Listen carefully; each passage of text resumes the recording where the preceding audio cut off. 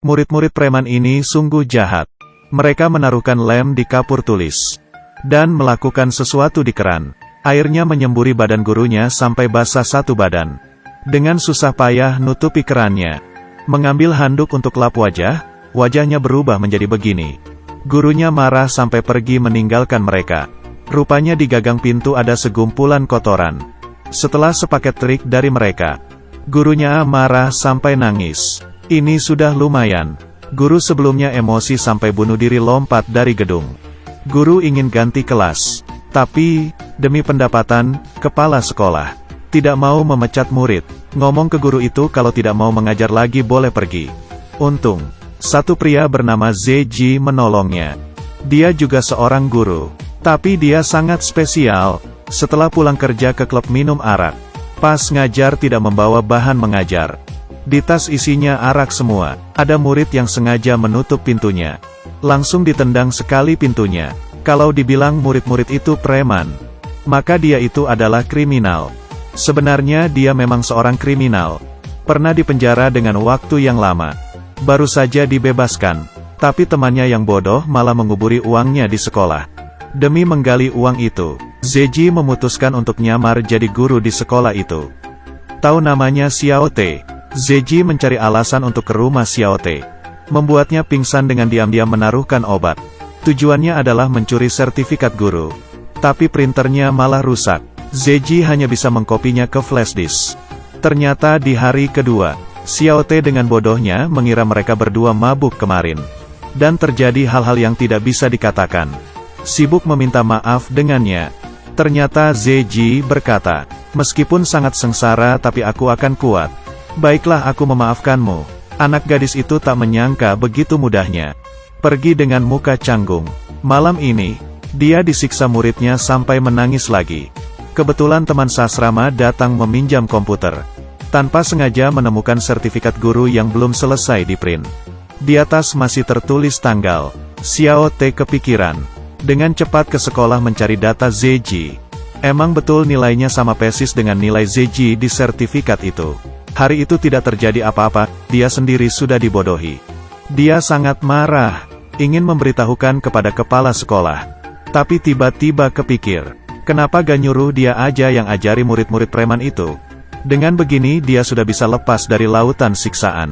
Dan bisa melihat murid-murid mempermainkan ZJ untuk memuaskan diri. Dan kriminal ini bahkan tidak menganggap murid-murid preman ini. Dengan cepat dia menyetujuinya. Tapi dengan cepat, ZJ sudah harus demi kesepelean sendiri. Membayarinya dengan menyakitkan. Hari pertama ngajar di kelas murid preman. Guru ini sudah sepele. Ingin mengambil absen malah masuk ke jebakan pertama. Dia menahan emosi, duduk memanggil nama satu persatu. Masuk lagi ke jebakan kedua. Dia benar-benar marah. Ingin ke bar untuk menghilangkan emosi. Ternyata, aku marah. Dia adalah seorang kriminal. Dipermainkan murid hingga segitunya. Apakah masih bisa berdiri di sosial ini? Jadinya hari kedua, dia membawa senapan. Melihat sekumpulan murid yang bolos. Dia langsung mengeluarkan senapannya. Menembaki satu persatu. Yang mau lari pun tidak bisa lolos. Murid preman memang bisanya diperlakukan secara keras, tidak bisa secara lembut. Satu persatu balik kelas duduk dengan rapi. Setelah menyelesaikan masalah tentang murid, ZJ bersiap menggali uang yang dikubur di sekolah. Akhirnya tempat dia mengungsi sudah ditarik kembali. Dia tidak tahu harus pergi kemana. Hanya bisa ke rumah Xiao Te untuk meminta bantuan. Xiao Te pada awalnya tidak mau. Tapi dia melihat ZJ mengajari murid bandal sampai sangat baik. Menyetujuinya dengan terpaksa. Syaratnya harus terus mengajari murid bandal itu. Demi ada tempat itenggal, ZJ hanya bisa menurutinya. Tapi cara ngajar kriminal memang sangat keras. Misalnya ada les berenang, ada murid yang tidak mau berenang. Dia langsung mengendonginya lalu lemparkannya ke kolam. Ada yang berkelahi. Dia langsung menekankan kepala orang itu di air. Sampai murid itu meminta maaf. Tapi cara seperti ini, orang tua murid tak setuju. Karena mereka jarang melihat anaknya mengikuti peraturan. Yang tidak menyetujuinya hanyalah guru Xiao Te. Dia merasa tidak perlu menakuti murid dengan kekerasan. Tapi maunya mereka mengikuti dengan tulus dari dalam hati. Jika begitu ketika sudah besar akan sama saja menjadi manusia yang hancur. Zeji pada awalnya tidak mengerti. Sampai saat dia menggali lubang. Mendapatkan satu kapsul waktu. Dibuka. Ternyata punya Xiao Te.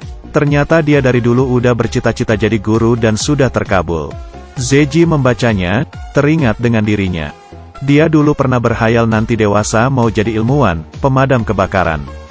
Tapi karena dia anak yatim piatu, gurunya melihat rendah dirinya, sering berkata dirinya tidak berharga, menyebabkan dia putus sekolah, bergelandangan di jalanan.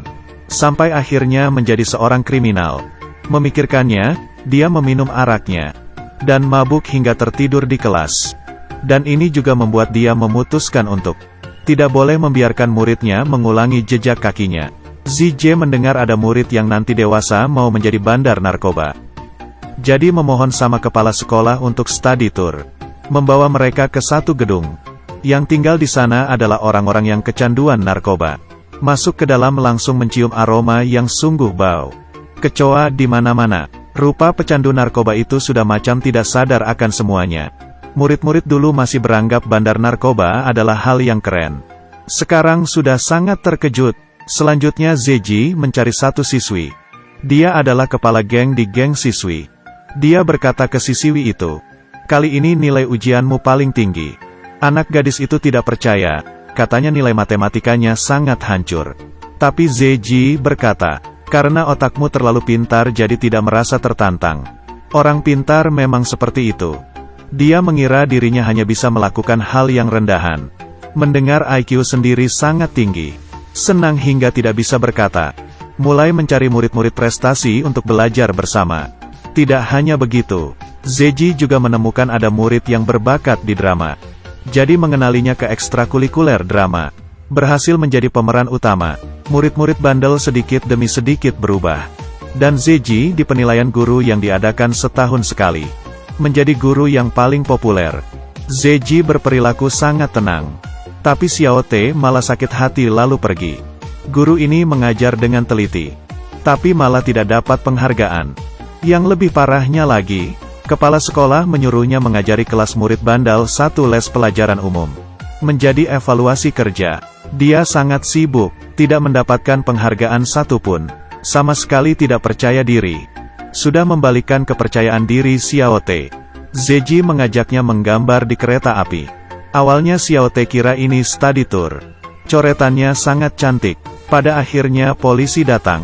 Dia baru sadar dia sedang membuat hal jahat. Tapi setelah melewati hal ini, murid bandel juga merasa guru ini juga keren ya. Jadinya menerimanya. Pelajaran umum juga sangat bekerja sama dengannya. Hubungan Zeji dengan Xiao Te juga menjadi lebih baik. Dia juga berpura-pura jadi pacar Xiao Te. Akting di depan ibu Xiao Te. Biar terlihat lebih nyata, Zeji menciumi Xiao Te. Kali ini Xiao Te menganggapnya serius. Dia menyatakan cinta pada Zeji. Tapi Zeji tidak berani menerima cintanya. Menolaknya. Diam-diam waktu yang dijanjikan sudah tiba. Malam itu, Zeji menggali tas yang berisikan uang. Tujuannya sudah tercapai. Dia tertawa terbahak-bahak. Tapi diiringi tawa, dia malah menangis. Zeji tidak ingin pergi. Kepala sekolah juga tidak ingin dia pergi. Ingin mempertahankannya, tapi biaya sekolah terbatas. Kepala sekolah bermaksud untuk memecat Xiao Te. Tidak bisa begitu. Guru adalah cita-cita Xiao Te. Zeji pada akhirnya memilih untuk pergi. Sebelum pergi dia mau menutup kembali lubang yang digali. Tapi tidak tahu ada lubang, di saat pelajaran olahraga. Satu gadis gemuk melompat, langsung menghancuri lantainya. Xiao Te menemukan lubang itu. Dia merangkak masuk mengikuti ke lubang. Malah kebetulan kelihatan Zeji yang sedang menelpon. Tahu Zeji hanya mau karena uang. Baru datang ke sekolah ini. Dia merasa dirinya dimanfaatkan. Jadi kamu berpura-pura suka sama aku. Xiao Te pergi. Setelah menangis, dia bermaksud untuk melaporkan kepada kepala sekolah. Malah menemukan, murid-murid bandel itu malah menyalahkan mereka sendiri. Hanya ingin Zeji tidak dipecat. Murid bandel tahu hubungan Xiao Te dan Zeji sangat bagus. Memohon dia menyuruh Zeji balik. Xiao Te menolaknya. Tentang Zeji memanfaati dirinya, dia masih sangat marah. Tapi murid memberitahunya, Zeji sebelumnya menyuruh mereka untuk menyiapkan gambar yang bisa menyemangatkan diri. Untuk mengingatkan diri sendiri, Zeji juga ada. Setelah dibuka, isinya adalah fotonya. Xiao Te akhirnya mengerti. Sebenarnya Zeji tidak memanfaatkannya. Saat ini teman Zeji datang. Ternyata Zeji tidak membawa pergi uangnya. Semua disisakan untuknya, karena dia membuat Zeji ingin mengulang kembali dari awal. Teman Zeji berkata, kalau kamu gak mau dengan dia mungkin akan kembali mencuri, merampok dan berbohong lagi. Xiao Te dengan cepat ke depan komputer, menghubungi Zeji. Benar dugaannya, Zeji bersiap untuk merampok lagi. Saat penting, jaringan putus. Untung ada murid yang mengenali Zeji. Zeji juga melihat kereta api yang mereka coreti sedang lewat. Pada akhirnya dia tetap tidak tega. Meninggalkan temannya lalu pergi.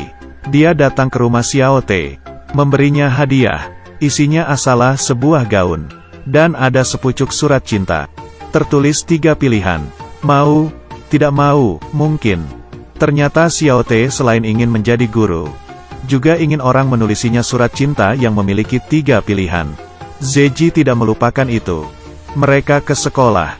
Kepala sekolah saat itu sedang mengoreksi kertas ujian murid bandal. Perubahan murid bandal membuatnya sangat terkejut. Dia memutuskan, bagaimanapun harus mempertahankan Zeji. Zeji akhirnya menjadi seorang guru. Dia bukan hanya mengajari murid, tetapi juga mengajari dirinya sendiri. Orang yang bandal, jahat, tidak memiliki pekerjaan yang bagus setelah kembali ke jalan yang benar. Kepada siapapun tidak ada kata telat.